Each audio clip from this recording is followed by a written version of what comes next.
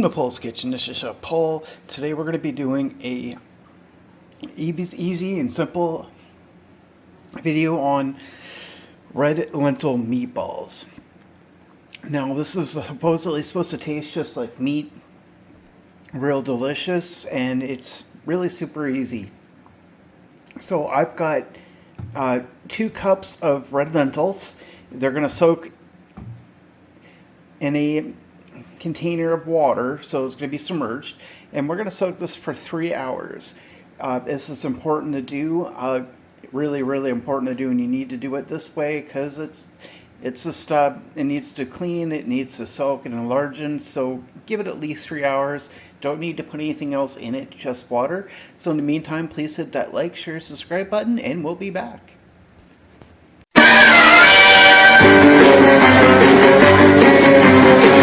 And we're back. So again, please hit the like, share, subscribe button. So I'm just taking some time to prep it. We still get quite a ways to go before another 2 hours for the soaking process for the lentils. So it's still going to be a while. So what I've done is I took a food processor and then I processed 1 large carrot and 1 large sweet onion. I'm going to let this sit here. I'm going to put a little bit of low salt on this, mix it up, and when we're ready to begin the rest of it, it should go a lot easier. Sometimes if you take the time to do things in advance, things go a lot easier. I'm using a food processor for this. It makes it a little faster and a little easier. If you don't have one, that's not a big deal. Just chop it up finely and you'll be good enough. But this is the reason, ladies and gentlemen, why a food processor is worth your time. So we'll be back soon. Please hit that like, share, subscribe button. This is what making cooking great again is all about.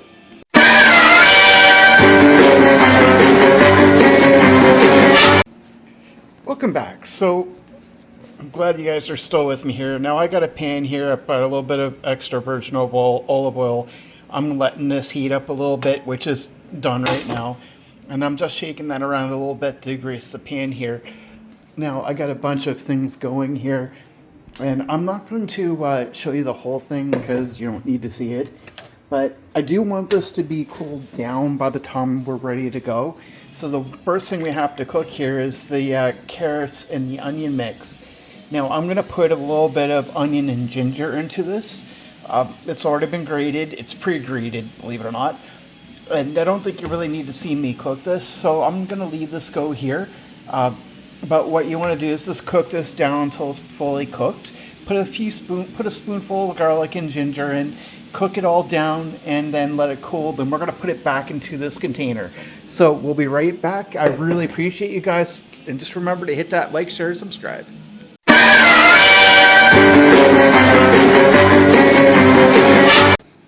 Welcome back. So this is cooled down. Like I said, I'm putting this back into the mixing bowl here. And what I have here is 1 cup of already cooked rice. Now, if you have rice that you cooked overnight, you can do that. And this leads me to something else. If you guys don't have a rice cooker, then get one.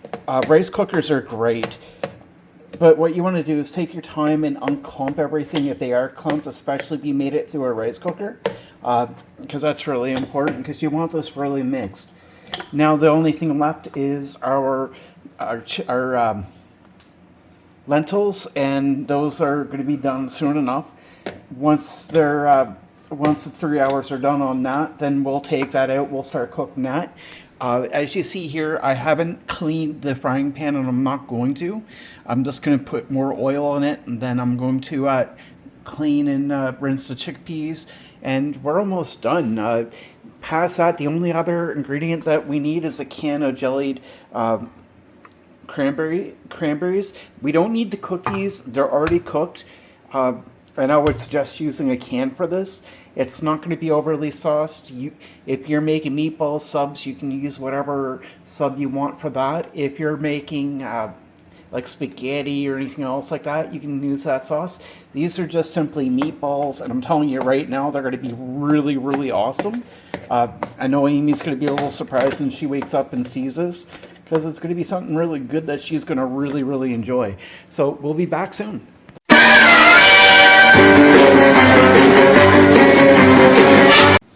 Welcome back, and I like to say we're almost done, but there's still more work to do. So, I know my videos seem like they're longer, and they're probably longer than they really need to be some days. And the reason that they're longer is because I choose to do things more on the slow path, because honestly, if I take the time to explain it to you and just throw it together, then you guys don't really see what I'm doing. You don't really know. I want you guys to understand what I'm doing and how I'm doing it. And that just makes it easier. So I've got my oven back on. I'm putting it at medium heat. And what I've done is I've drained my lentils and washed them. And then I put them through the food processor to get them to this kind of consistency. Now I'm going to cook this on medium heat for a little while just to cook them. I'm going to let them cool down.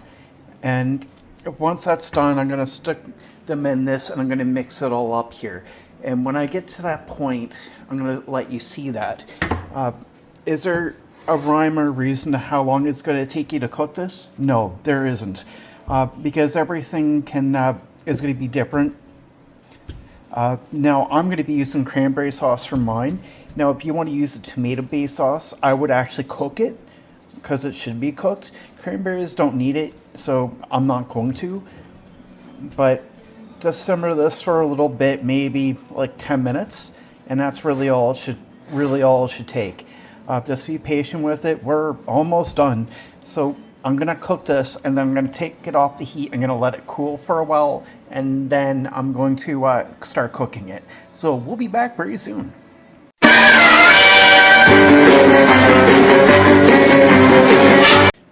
Welcome back, and we're almost done. So I've got a pan with some oil in here, and we're going to start heating it up. We're not quite ready to go in yet, but we're almost there. But we want to heat the pan so it's nice and hot before we start going crazy. Now, my wife and her crazy cola addiction, I don't really feel like doing too much more today because I've already done enough, and she doesn't clean her stuff up. So this is pretty much what I want it to be consistency-wise. So I'm going to put the phone down for a second. We're going to dump that in there. So that's pretty important. But I'll let you listen here. So we're going to dump this into the pan with the rice and veggies. And we're going to be almost ready to start mixing it and then cook it. Because once things are preheated, then we want to make sure that we're ready to go. So first off, I'm going to get a spoon, and I need both hands for this, otherwise I would actually let you see it, but it's only me today. Everybody else is sleeping, so I'm by myself. Alright, so I've got my cranberries in there. I've got about 2 tablespoons of ground black pepper, which is pretty important. Then I've got some turmeric. I'm going to put about a tablespoon in there. If you put more than that, that's fine. Turmeric's good for you, especially if you're arthritic or if you have heart conditions or throat conditions. And I'm going to put a little bit of smoked paprika, and that's always a good thing. Now, here's where it's important here. And rather than shoot 2 parts of the video, I'm just going to put the phone down for a second and talk to you while I mix this up here. You want to make sure everything's all mixed together.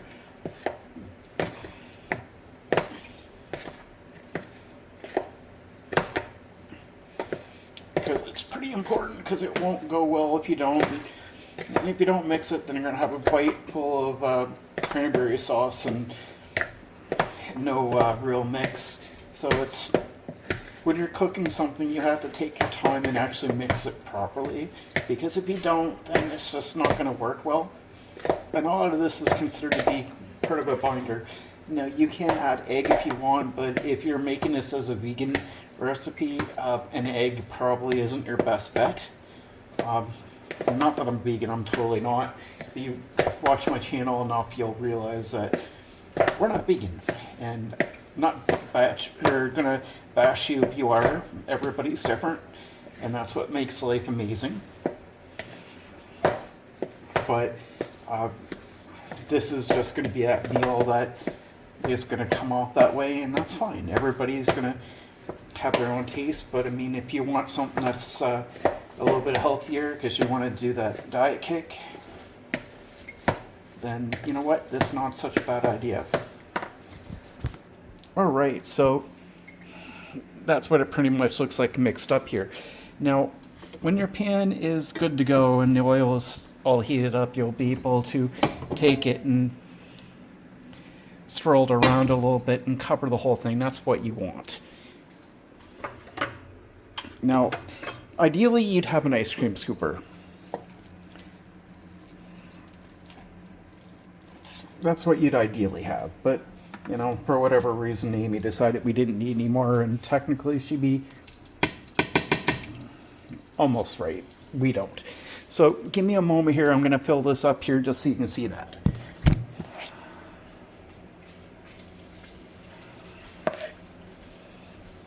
Now, unfortunately, because we don't have an ice cream scooper, it's going to be kind of hard to make proper meatballs.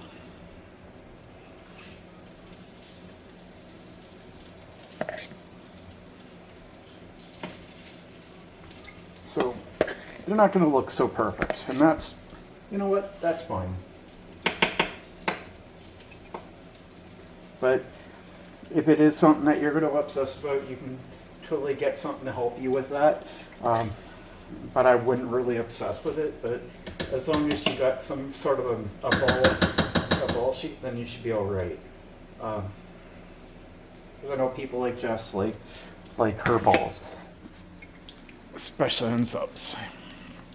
So, little shout out to Dania. You're a really special woman, and I hope you're having a great day. So you just want to take your time, cook this, toss this, make sure they're seared a little bit, but that's pretty much all you need to do. I'm going to be putting a lot of this into the freezer and just eat this at will. Make some sandwiches out of it, you know, whatever you want to do. You can take it out, freeze it, recook it, you're good to go. It's not that hard. So when this is all done, we'll be back and I'll show you what we have.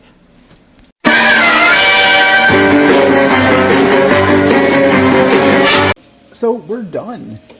I'm going to turn the heat off because we no longer need it in that end. Still working on that.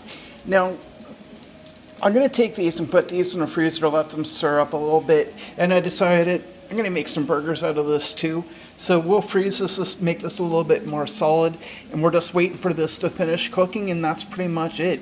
It's going to be great. It's going to taste wonderful. I promise you it will be great when it's done. There's going to be a lot of dishes to do later, but that's not a big deal. But you can use this for meatball sandwiches, pretty much anything you want. This is going to be awesome. It's going to taste great, and I promise you, you'll enjoy it. So please hit that like, share, subscribe button. This is what making cooking great, again, is all about.